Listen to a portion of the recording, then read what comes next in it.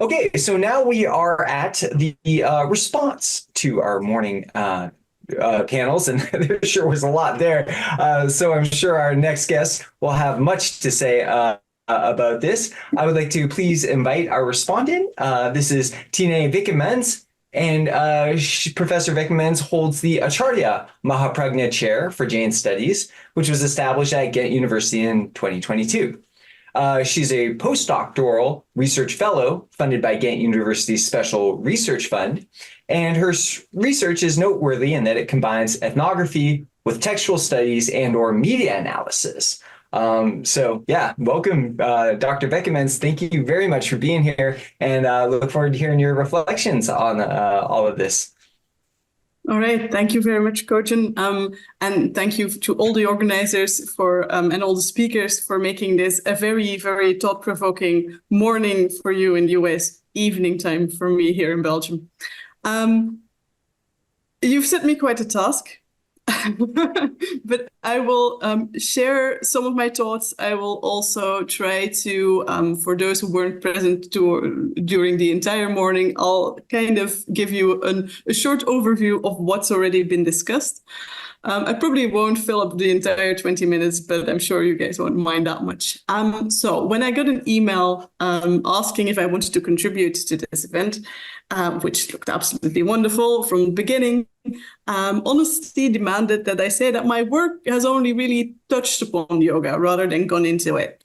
So not only do I not consider myself an academic yoga specialist, I'm not even a very accomplished practitioner of anything remotely resembling yoga. I've tried, it wasn't successful. However, I'm an educator, and meaning I'm a teacher, but also always a student. And I always enjoy listening and discussing with my lovely fellow colleagues and friends who are here. So actually, I'm thrilled for the job as a respondent, is what I emailed to Kochen. Now, I'm sure that when I was a student, my professors here at Ghent University must have read excerpts of Hemachandra with me. However, the mind must be ready for deeper knowledge, and I was very much preoccupied, being 20 years old, with the details of the grammar that I had to learn rather than looking into the meaning of the text. Later, as part of my ethnographic research, though, I came into contact with yoga as I joined families and different organizations in the US and the UK in yoga sessions.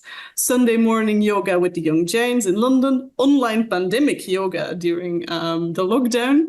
I particularly enjoyed elderly chair yoga with Navnath in London, as well as the animal-themed toddlers yoga class I got to join with the Jains in Antwerp. So my in with Jain yoga is very clearly the way more and more lay Jains engage with practices of yoga. And in my research, that touches very much upon westernized yoga practices. Jains add yoga to their cultural repertoires, sometimes overtly designating the practice as Jain, seeing it as an extension of dhyana, talking about samayik, but also sometimes just a bodily practice aimed towards relaxation.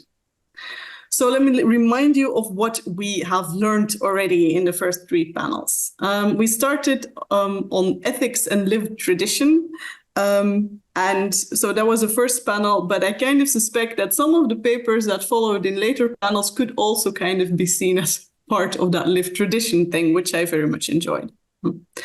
Andrew Bridges started today reiterating some central points of Jain doctrine, which is always good at the start of an event such as this, and linking Jain yoga directly with ethics, positing that the drive to eliminate suffering is central to philosophy, and Jain yoga then being a tool to advance towards liberation. This clearly linked also to ahimsa, non-violence. What I particularly enjoyed about this philosophical talk on Jainism, ahimsa, and yoga was that ahimsa and yoga was presented not as an individual, not only as an individual tool towards liberation, but also as a kind of as something that has a collective impact on the planetary collectivity that we are part of. And I think that that move from personal advancement towards liberation on the one hand, and then the broader societal impact of this on the other, that theme kind of came back in a lot of the later papers as well. And one of the great surprises, and I must say I'm really very sorry, Christopher Miller, that it was such a surprise, because I could probably have read your chapter at some point. Christopher Jain Miller talked about a mural on the Berlin Wall, made by a Jain artist, Narendra Kumar, called The 7 Stages of Enlightenment. So this kind of continued the link with ethics and spirituality, but in a bit of a different way. You have this context of the Berlin Wall, which is a very evocative canvas for anything, really. It can't be unpolitical. This has to do with war and peace, with freedom or non-freedom, right? But what is there and how this mural comes to be there has so much implications.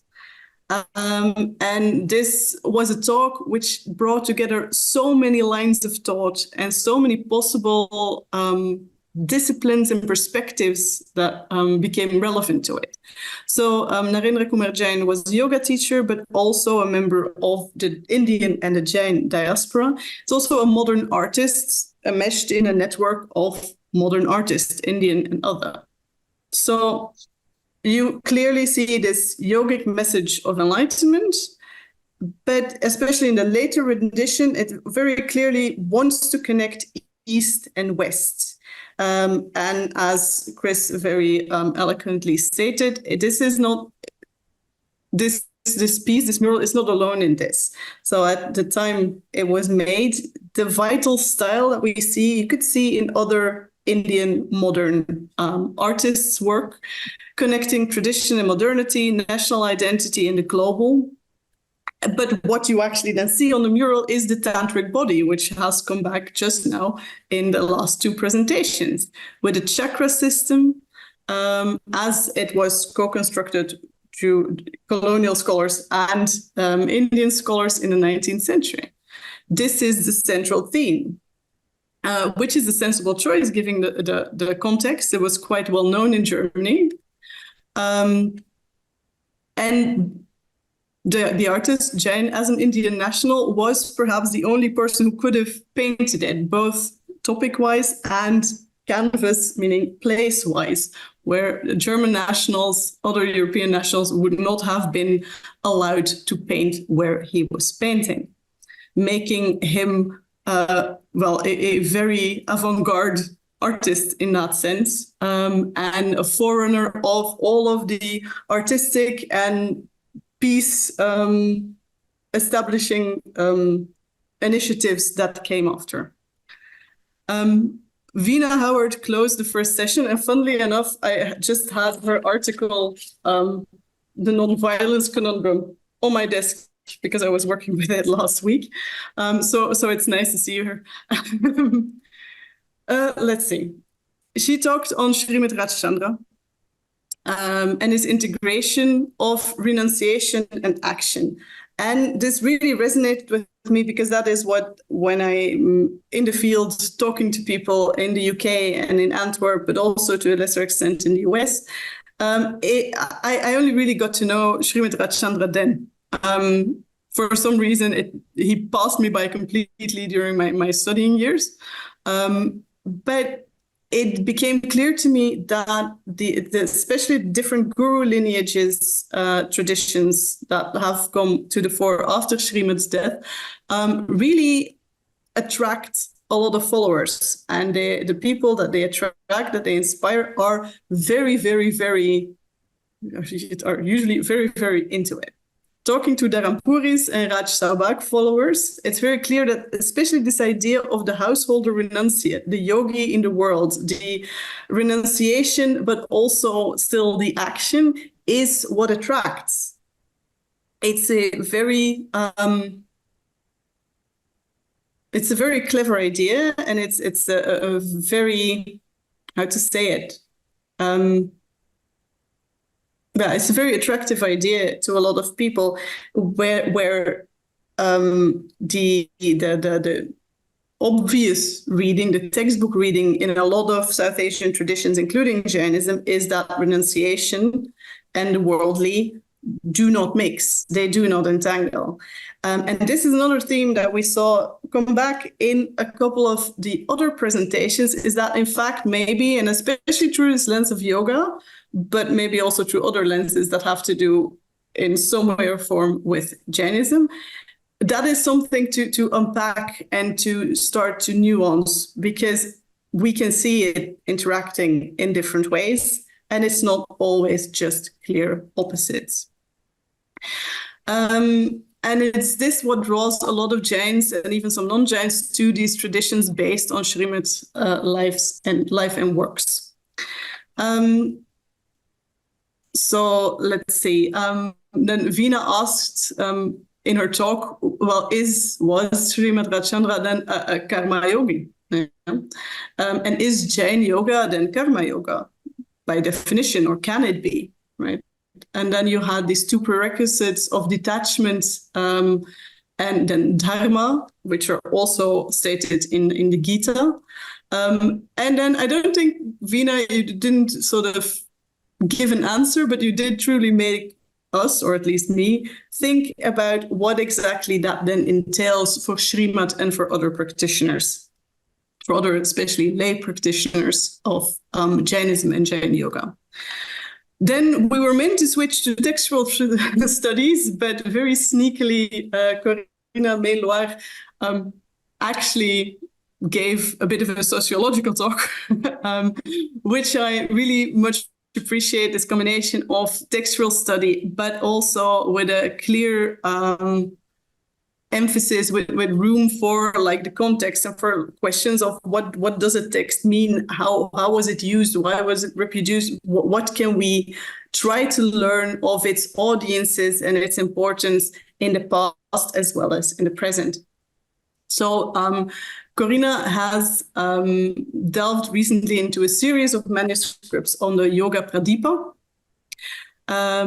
Now we learned very little of the content of the text, but I'm sure that we will learn more of this as your project advances, and I'm looking forward to it.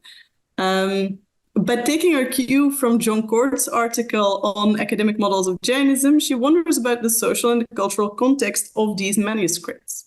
How the Jains interact with the texts, what does that mean? And then we learned about the practices of Balavaboda and the Tabos, which are expanded translations and then bilingual commentaries, showing that these texts were important and that they were used, at least at the time that they were reproduced.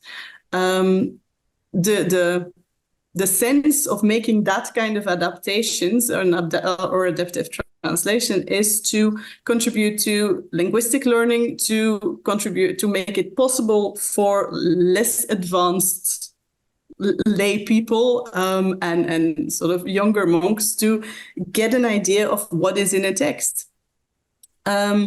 So I found that really enlightening. She went on saying that the presence of this text, the Yoga Pradipa, within multi-text manuscripts can also really teach us a lot about in which sphere we should place the text, but also the topic of Jain yoga in the intellectual history of that time in those communities. What is the Yoga Pradipa combined with? And then we can see themes revealed pointing towards sort of specific yoga-focused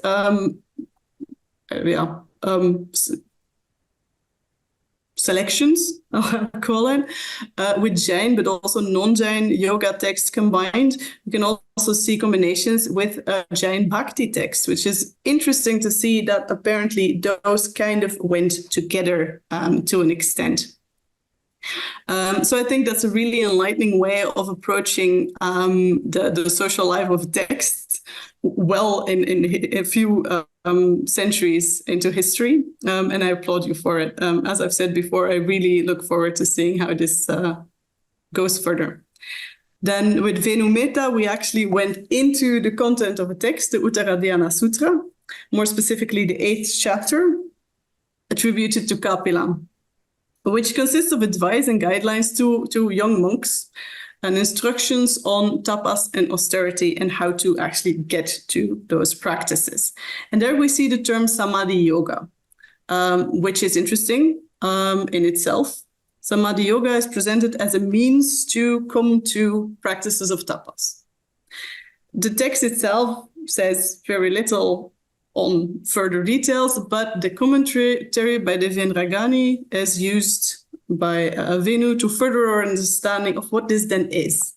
The cultivation and control of the mind through contemplative and meditative practice is kind of the standard definition that I understand. And the central message of that 8th chapter is to avoid greed and lust. But then interestingly, Venu asked, who was Kapila? And did he actually practice this Samadhi Yoga in his attainment of Keval Gyan? So we get to know this person and who, through his own greed, his own limitless greed, realizes that there is no bounds to greed and there is no point to greed. So he becomes self-enlightened. Now, in an, I think, unparalleled and unique way of conversion, he then gets to dance in front of a group of robbers who, with every step he takes, with every dance move he makes, convert to Jainism and become his followers. Now, this sets the ball rolling for the next panel, because that then raises the question, oh, wait a tick, Samadhi Yoga, does that then also have a bodily component? Is this part of that? Which was, again, lovely. I mean, these panels just roll into each other, which made my life today a little bit easier. So the next scholar is probably a practitioner and scholar par excellence on this topic, Samaniji Pratibha Pragya, delved into the quite specific practice, I used to think, of Kayutsarga in its ritualistic and non-ritualistic versions. So what I loved about this presentation, and actually also by the fact by Chris Chappell's, which came straight after and did the same thing, was that they took us from the agamas to present day, with a very large corpus of texts backing the argument of these papers, which I like a lot. Samaniji asks, from Agama to Mahapragya, what is this abandonment of the body? What is this Kaya Utsarga? Who practices it, and what does this mean? We know that that at least 21 Tirthankars have attained liberation in this position, but it's also a daily practice for the mendicant community, an Avashyaka. But then it also grew into a recommended practice for lay followers. And similar to a lot of modern and contemporary yoga practices, it also kind of at a point just became a bodily practice without much Jain entanglement. Let's see. And that is, of course, because of its centrality to Preksha meditation, which was developed by the Theravada, but very much popularized and presented in a way to speak to Jains and non-Jains alike. So the practical implications of this Kayotsarga, we see, can differ depending on who practices and at what level they practice.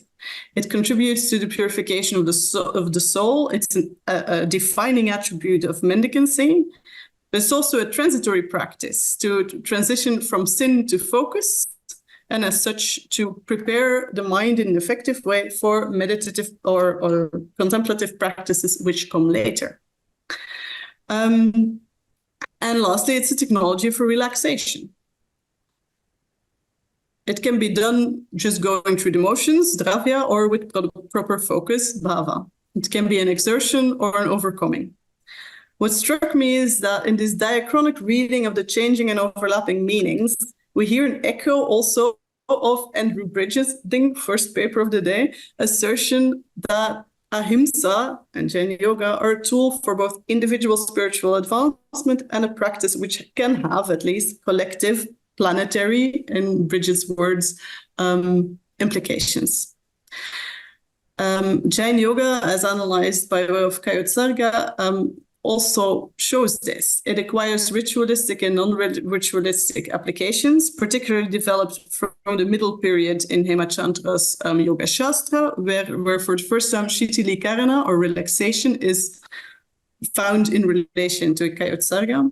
And it widens, it democratizes first to lay Jains throughout time, in a ritual and non-ritual way, and then to non-Jains in, by necessity, a non-ritual way too. In a further contemporary development, we see that this widening includes, to an extent, secularization and medicalization, which for both contemplative and bodily practices is quite a common turn, especially when these practices are brought into new contexts, let's say. Just now, we were all happy and honored to listen to Chris Chappell's presentations. I'm going to assume that's kind of fresh in your memory. Symmetry and Karmic Release, as a previous, just as the Samaniji's paper took us through a whole wide range of time and space, ending with an American poem. Which was a really lovely way to end. I wish you would have had more time, but I'll read it later. And it interestingly took up this idea of the subtle body, of the karmic body, which was also already present in the Samaniji's paper, where we see that both descriptions of the Buddha and of the Tirthankars tell of a perfect body, which is perfectly symmetrical, which is also an indication of the absence of any worldly influence or impurity. However, the body is much more complex, as we know from Tattvartha Sutra. And perhaps reassuringly, we ended with the idea, also voiced by Padmanabh Jaini, that not having a perfect body in the world is not an impediment for the advancement towards moksha. So my takeaway from this morning panels, and that's again a bow to the organizers, but because the sun is just going down here at the other side of my window, Jain yoga is a lot. It's a tool of ethics. It can be a mural, so it requires art historians. It's a body of texts. It can be karma yoga, allowing for an intermingling with action. It not only has this historical body of texts as a foundation, but we've learned through multiple presentations that these texts were used then in the 16th and 17th century, and also now, perhaps in different ways by different audiences. But a lot of them retain a relevance and retain a use in Jain or non-Jain practice. Even the agamas that deal with practices of or related to yoga often give little background though, or they leave room for interpretation. Venu Mehta's dancing Kevalin brought in that bodily aspect of yoga without much sort of, there was not a lot of further explanation in the text. But all we can do as scholars is sit here and note that this is happening and be a bit confused every so often. But what we see emerging through this morning's presentations, and I'm sure the afternoon will not be different, is how complex and continually developing Jain yoga is. Not only can more work be done on the textual traditions, both from a sociological and a philological method, but historical anthropology and anthropology also have things to add. We need to also look at this as a developing practice. As the texts change and develop through time and through commentaries, the practices that may be said to make up Jain yoga also change. Dichotomies of mendicant and lay, renunciation and action, Jain and non-Jain, mental and body, are all present here and all in intermingling in strange and wonderful ways. Not all yoga, furthermore, done by Jains is Jain yoga, which might be another interesting angle from a contemporary and ethnographic perspective. Or then again, is all yoga done by Jains per definition Jain yoga? I very much look forward to the continuation of this conversation. I really do. And I hope it will include as many perspectives as we can find. In this short half day, we've had cause for psychologists, we've had cause for art historians, we've had cause for textual scholars, for ethnographers, for practitioners, for so many. And I really think that this is one of the avenues where we can have a truly rich and very diverse conversation advancing Jain as well as yoga studies. So I think I'll leave it there. Again, thank you very much to all the speakers. I really, for a non-specialist in Jain yoga, I had an enlightening evening.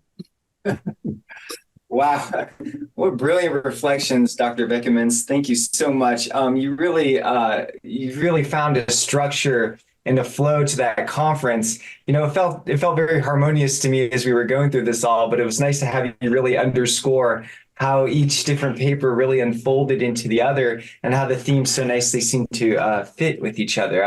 I said to Chris in a message that it's like poetry listening to your analysis of this. It really was quite nice. And I really appreciate your that final thought that you left us with about Jains doing yoga, you know, is it by definition yoga if a Jain's doing it, or do Jains do non-yoga? That's such a great way to end with all of this. Very provocative. Thank you very, very much.